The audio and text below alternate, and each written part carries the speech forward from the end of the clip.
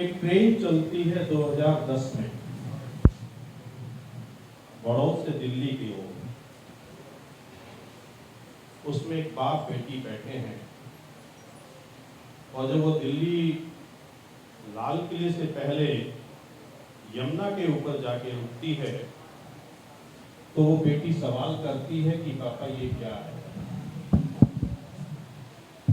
स्वाभाविक रूप से एक पिता को क्या जवाब देना चाहिए, यमुना है। तो उस बेटी ने पूछा, माँ यमुना? बाप ने कहा, हाँ माँ यमुना। उस बेटी का जो सवाल होता है अगला कि माँ यमुना इतनी दूषित क्यों?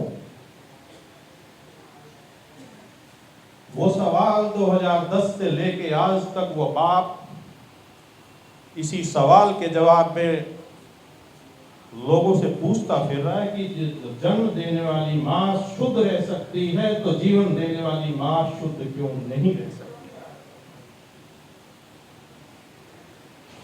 मैं आज यमुना और गंगा के बीच में हिमालय के चरणों में और शिवालिक की पहाड़ियों के आगोश में आके ये स्वीकारता हूं कि हम नालायक पीढ़ी हैं। विरासत क्या होती है? विरासत वो होती है जो बच्चों को आगे फॉरवर्ड की जाए। क्या हमने ये किया? मेरे से पूर्व वक्ताओं के साथ मैं अपने आप को जोड़ते हुए कहता हूं कि पिछले 10-12 सालों में जो शोध किया, जो चीजें निकल के आई, उसके मूल में मैं जाना चाहूंगा। हम सब लोग गंगा यमुना के दोआब में खड़े हैं और रहते हैं। सभी लोग अपने गांव का इतिहास उठा के देख लेना, सभी गांव का इतिहास 800 साल 1000 साल पुराना होगा, इससे ज्यादा पुराना नहीं होगा। बागपत जिले के कम से कम 200 गांवों का इतिहास तो मैं जानता। मेरा गांव 800 साल पुराना है। क्यों? हम सब लोग राजस्थान से माइग्रेट हो गया और पानी की तलाश में इस गंगा यमुना के बीच में आके रहे। 21-22 पीढ़ी का समय हुआ, धीरे धीरे समय बढ़ा, हमने अपना विकास किया,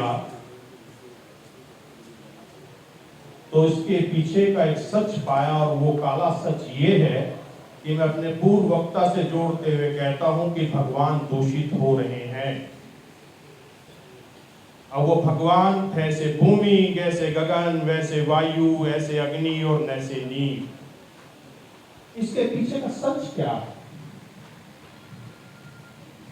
इसके पीछे का सच है कि हमने जो 10वें नंबर पे जीवन में जिसका महत्व होना चाहिए था, उसकी शून्य हटा के पहले पे ले। अब प्रश्न यह आता है कि वो 10वें पे क्या होना चाहिए? पहले 5 पे भूमि, गगन, वायु, अग्नि, नीर, ये 5 थे, हैं और रहेंगे। और अगर ये 5 हैं तो जीवन आना स्वाभाविक है। मैं भी एक पीछे थोड़ा सा आपको लेके चलूंगा। और जीवन में स्वास्थ्य सबसे पहले आता है और स्वास्थ्य के बाद संस्कार, संस्कार के बाद शिक्षा और शिक्षा के बाद धन। ये शून्य हटा के पहले पे धन ले लिया।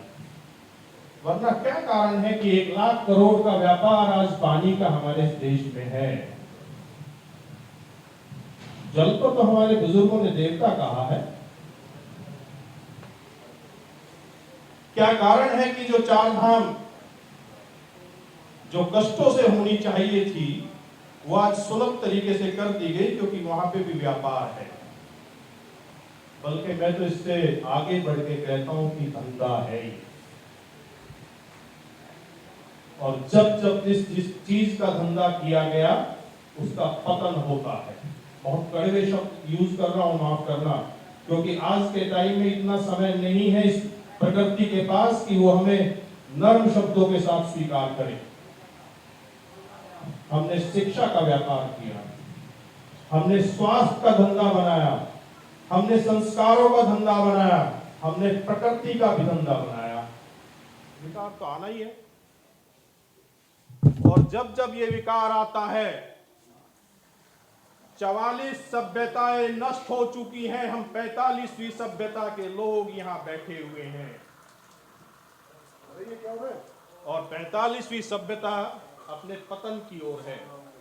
हमने अपने कदम बढ़ाने शुरू कर चुके हैं पतन की ओर। वरना क्या कारण है? उस बेटी का ये सवाल कि मां दूषित क्यों है? जो जीवन देने वाली तत्व है, क्या वो दूषित होने चाहिए? नहीं, लेकिन उसके पीछे का सच ये है कि हमने उसको व्यापार में तब्दील किया है। सड़कें चाहिए, नो डाउट, बिल्कुल चाहिए, लेकिन जीवन की शर्तों पे तो नहीं चाहिए। जिस देश में छबील लगती हो, उस देश में बोतल बंद पानी मिलता हो, ये तो विकास नहीं हो सकता। जिस देश में धरती मां को मां कहा जाता हो, तो माफ करना, हम लोगों में से जितने लोग बैठे हुए हैं गांव से, आज वो केवल इसलिए अटैच हैं कि उनकी करोड़ों की जमीन गांव में है, उनका परिवारों से बहुत कम संबंध है। मैं अपने चाचा के सब पास, ताऊ के पास, भाई के पास जाने के लिए तैयार नहीं हूं, क्योंकि वहां मैं सिर्फ इसलिए जाने के लिए तैयार हूं क्योंकि मेरी वहां पुश्तैनी जमीन है, वहां पे भी पैसा आया ना। तो मित्रों, विकार तो पैसे से है। अब इसके लिए हमें थोड़ा सा पीछे जाना पड़ेगा। 90 से पहले का भारत और 90 के बाद का भारत, इसको देखना पड़ेगा। हमारे बुजुर्गों ने संस्कार हमें दिए, लेकिन हम उसको साथ लेके नहीं चल पाए। क्यों? क्योंकि हमें विकास चाहिए था ना। और माफ करना, जहां धन आता है वहां पे प्रेम घटता है, वहां पे स्वार्थ बढ़ता है। तो शाह जी, इस प्रकृति को प्रेम चाहिए, 21,000 करोड़ का पैकेज नहीं चाहिए इस प्रकृति को। इस प्रकृति को आपका और हमारा प्रेम चाहिए। ये सब कहते हैं कि ये है क्या पर्यावरण, पेड़ लगाओ। आप ये बताइए कि क्या ये वन किसी ने लगाए थे क्या? ये तो खुद ही हो गए होंगे ना। हम ये कहते हैं पेड़ मत लगाओ, पेड़ को नष्ट मत करो, तो अपने आप जाएगा। मैं सॉरी, मुझे थोड़ा सा तालियों से परहेज है, क्योंकि वो खैर अलग विषय है। पेड़ तो अपने आप उग जाएंगे, आप छोड़ दीजिए किसी चीज को, वो अपने आप आ जाएगा, जीवन तो आ जाएगा। अब थोड़ा सा पीछे चलता हूं। शाह जी, मैं सिर्फ 5 मिनट और दूंगा आपके, 5 मिनट से ज्यादा नहीं लूंगा। हमारी ये हिमालयन रिवर है, और हिमालय के ऊपर ब्लैक कार्बन की शुरुआत हो चुकी है, उसके असर दिखाई देना शुरू हो चुका है। अब ये ब्लैक कार्बन है क्या? ब्लैक कार्बन ये है कि जो हमारी जितना भी प्रदूषण है वो हिमालय के ऊपर जमना शुरू हो चुका है। अगर वो नहीं होता तो हमारी जो सूरज की किरणें हैं वो परावर्तित होकर वापस चली जाती और ग्लेशियर सुरक्षित रहते। लेकिन जैसे ही वो ब्लैक कार्बन की चादर ऊपर बिछती है तो वो उसको हीट करके उसको मेल्ट करने का काम करती है। आप थोड़ा सा पीछे चलिए, अब से 1 लाख साल पीछे, 1 करोड़ लाख साल पहले तो जीवन आया। हम सब ने पढ़ा है कि सबसे पहला जीवन पानी के अंदर अमीबा के रूप में आया होगा। शाह जी, उसके बाद अगला जीवन कौन सा आया होगा? पेड़ पौधों के रूप में अगला जीवन आया होगा। उसके बाद अगला जीवन कौन सा आया होगा?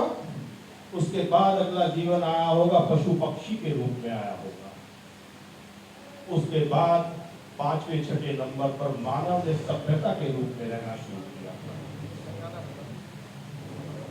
हिस्सा हमारा छठा, मालिक हम, यहां से विकार है। मित्रों, हम लोग उस ईश्वर ने माली बना के भेजे, लेकिन मालिक बन गए।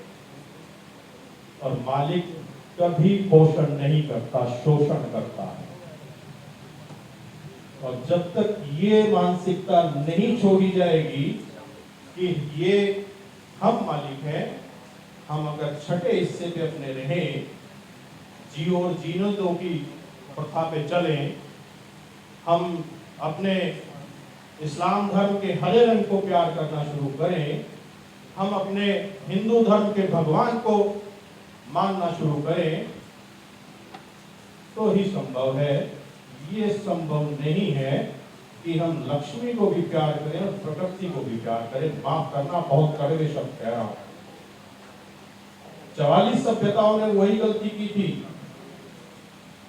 जब भी सिंधु सभ्यता ये पढ़ाई जाती है, सिंधु तब भी थी, आज भी है, आगे भी रहेगी। नष्ट कौन हुआ? सिर्फ सभ्यताएं। हम भी नष्ट होने की ओर अग्रसर हैं। और जब से ये मालूम हुआ, उस बेटी के सवाल के जवाब में, माफ करना मेरे से पहले शाहजी और लोगों ने भी नौकरी छोड़ी है और आगे भी छोड़ेंगे। नौकरी छोड़ना इतना कोई बड़ा काम नहीं है। बड़ा काम है उस बेटी के सवाल का जवाब कि ये मां क्यों दूषित है। और मित्रों, मैं अपनी बात को खत्म करने से पहले मैं आप लोगों से ये कहना चाहता हूं कि काश आपके बेटे, बेटियों या पोतों ने ये सवाल कर लिया तो क्या जवाब दोगे, ये जरा सोच के रखना, क्योंकि उन बच्चों को जवाब चाहिए आपका। और मैं 2 प्रदूषण की बात करके अपनी बात खत्म करता हूं, क्योंकि इन 2 प्रदूषण के विषय में अक्सर कोई बात नहीं करता। जब आपको रात को नींद लेनी हो तो आपको अंधेरा चाहिए, तभी आप नींद ले सकते हैं ना। लेकिन सर, हमने इस अंधेरे से इतना डर लगता है कि रात की नाइट डार्कनेस को 6% घटा दिया है, 6%। और उस डार्कनेस को जो घटाया है, उसका असर ये हुआ है कि हमारी जो पशु, जो हमारे पक्षी हैं, जो हमारे पेड़ पौधे हैं, जो 24 दिन में काम करते हैं, रात को आराम करते हैं, वो अभी इस कंफ्यूजन में है कि रात कब होगी। उनकी एफिशिएंसी पे फर्क पड़ना शुरू हो चुका है। हम लोग ये करते हैं कि साहब प्रधान जी, हमारे घर की लाइट क्यों खराब हो गई, सामने स्ट्रीट लाइट। क्या हमने कभी सोचा है कि उस स्ट्रीट लाइट की वजह से उस पेड़ पे क्या फर्क पड़ रहा होगा? क्या हमने सोचा है कि उस स्ट्रीट लाइट की वजह से जो छोटी सी चिड़िया है 1 घंटे में 40 कीट पकड़ती है, 14 घंटे वो उस मानव जाति के लिए काम करती है, उसको भी तो रात को आराम चाहिए।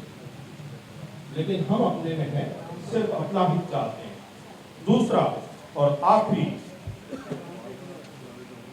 क्या हम लोग टीवी के सामने जब किसान पराली जलाता है और उसको हम भला बुरा कहते हैं कि इसने ये प्रदूषित कर दिया, क्या हम ये सोचते हैं कि जिस समय वीकेंड पे हम पहाड़ों पे या कहीं अपने मौज मस्ती के लिए जाते हैं, टायरों के थ्रू कितना पोल्यूशन हम फैलाते हैं।